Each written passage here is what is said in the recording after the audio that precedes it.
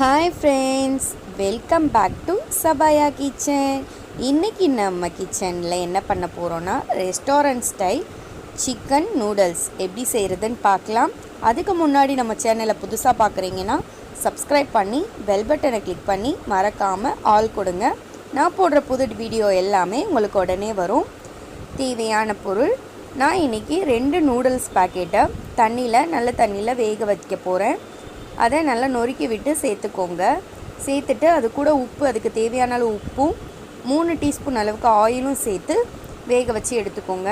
அப்புறம் சிக்கன் வந்து எலும்பு இல்லாமல் இந்த மாதிரி குட்டி குட்டியாக கட் பண்ணி மிளகாய்த்தூள், சிக்கன் 65 மசாலா, கார்ன்ஃப்ளவர் மாவு, உப்பு இது எல்லாத்தையும் சேர்த்து நல்லா மிக்ஸ் பண்ணிக்கோங்க. கார்ன்ஃப்ளவர் மாவு கொஞ்சம் நிறையாவே சேர்த்துக்கோங்க. இது நல்லா மிக்ஸ் பண்ணி விட்டுட்டு இதை ஃப்ரை பண்ணி எடுத்துக்க போகிறோம்.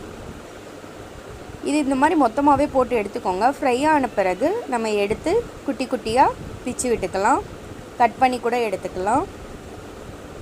இது கார்ன்ஃப்ளவர் கொஞ்சம் நிறையா போட்டோன்னா இந்த நூடுல்ஸ்க்கு, சிக்கன் நூடுல்ஸ்க்கு டேஸ்ட் நல்லாயிருக்கும்.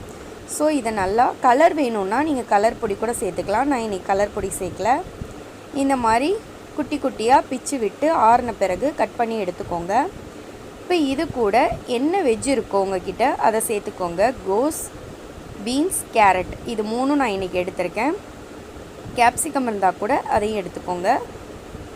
இப்போது ஒரு பேனில் ஆயில் சேர்த்து ஹீட் ஆனதும் நம்ம எடுத்து வச்சுருந்த காய்கறியை சேர்த்து நல்லா வதக்கிக்க போகிறோம்.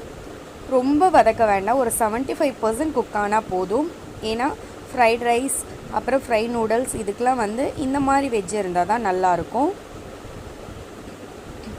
கொஞ்சமாக பெப்பர் வந்து 1 டீஸ்பூன் அளவுக்கு சேர்த்துக்கோங்க ஃபைனலாக. இப்போ பாருங்கள், நூடுல்ஸ் நல்லா குக் ஆகிடுச்சு. உங்களுக்கு அமுக்கி பார்த்தாலே தெரியும். இதை நம்ம தண்ணியை வடித்து விட்டு எடுத்து வச்சுக்கோங்க. இப்போ இந்த காய்க்கு தேவையான அளவு உப்பு சேர்த்துக்கோங்க. ஏன்னா ஆல்ரெடி நம்ம நூடுல்ஸில் உப்பு போட்டு வேக வச்சுருக்கோம். சிக்கனுக்கும் நம்ம உப்பு போட்டு தான் ஃப்ரை பண்ணி வச்சுருக்கோம். பாருங்கள், இந்த மாதிரி உதிரி உதிரியாக இருக்கும். அதனால தான் நம்ம ஆயில் சேர்த்து குக் பண்ணிடுறோம். இப்போது காய் குக் ஆன பிறகு நம்ம பொரித்து வச்சுருந்த சிக்கனையும் சேர்த்து நல்லா மிக்ஸ் பண்ணி விட்டுக்கோங்க. ரொம்ப குக் பண்ண வேண்டாம். இதை நல்லா மிக்ஸ் பண்ணி விட்டுட்டு நம்ம நூடுல்ஸை சேர்த்துக்க போகிறோம். கொஞ்சம் கொஞ்சமாக சேர்த்து இதை நல்லா மிக்ஸ் பண்ணி விடுங்க. உங்களுக்கு காரம் வேணும்னா நீங்கள் சில்லி பவுடர் கூட சேர்த்துக்கலாம். நான் வந்து அதுக்கு பதிலாக தான் பெப்பர் சேர்க்குறேன். இப்போது நல்லா மிக்ஸ் பண்ணி விட்டாச்சு. இப்போது 1 டீஸ்பூன் அளவுக்கு உங்களுக்கு காரத்துக்கு ஏற்ற மாதிரி நீங்கள் பெப்பர் சேர்த்துக்கோங்க. சேர்த்து இதை நல்லா மிக்ஸ் பண்ணி விட்டுக்கோங்க. எல்லா பக்கமும் நல்லா மிக்ஸ் ஆகணும். ஸோ இதை நல்லா மிக்ஸ் பண்ணி விட்டுட்டு சர்வ் பண்ணிடலாம். ஈஸி தான். இந்த மாதிரி டேஸ்டியான சிக்கன் நூடுல்ஸ் நீங்களும் வீட்டிலையே செய்யலாம். இந்த ஒரு மாதிரி ஸ்பூனை வச்சு இப்படி சுருட்டி விட்டிங்கன்னா அது எல்லா பக்கமுமே மிக்ஸ் ஆகிடும். பாருங்கள், நம்ம டேஸ்டியான சிக்கன் நூடுல்ஸ் ரெடி ஆயிடுச்சு. கண்டிப்பாக இந்த வீடியோ உங்களுக்கு பிடிச்சிருக்கும். நீங்களும் ட்ரை பண்ணி பாருங்கள். ட்ரை பண்ணி பார்த்துட்டு எப்படி இருந்துச்சுன்னு கண்டிப்பாக கமெண்ட் பண்ணுங்கள். ஃபைனலாக நான் இப்போது டொமேட்டோ சாஸ் சேர்க்க போகிறேன். நீங்கள் முதல்லையே வெஜ்ஜு கூடயும் சேர்க்குறதா இருந்தால் சேர்க்கலாம்.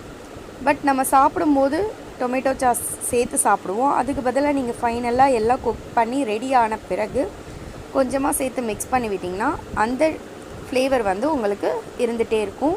ஸோ ட்ரை பண்ணி பாருங்கள். Thank you friends.